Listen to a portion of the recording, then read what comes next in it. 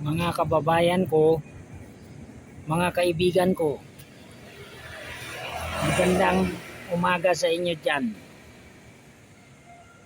Ang video natin ngayon ay tungkol na naman uli kay Manny Pacquiao sa kanyang pagbabalik sa boxing.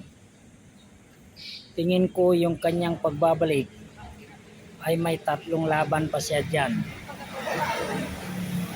At lahat ng 3 laban niya yon, pwede niya maipanalo yun.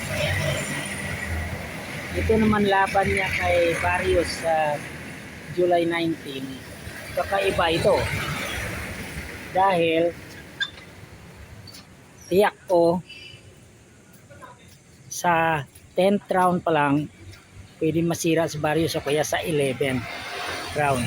Pero kapag malakas matibay si Barrios, pwedeng manalo pa rin si Pacquiao ng decision sa 12 rounds. Ngayon nakikita natin ito yung second coming ni Pacquiao.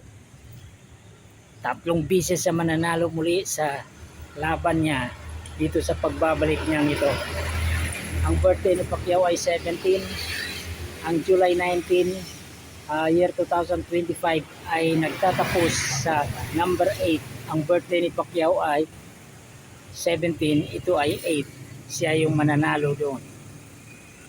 Sa susunod na laban niya, pangalawa ngayon, mananalo pa rin siya. Sa pangatlo, mananalo pa rin si Pacquiao.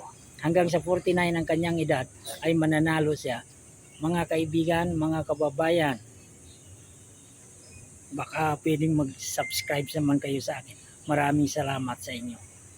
Mga mahal kong kaibigan, mga mahal kong kababayan. God bless.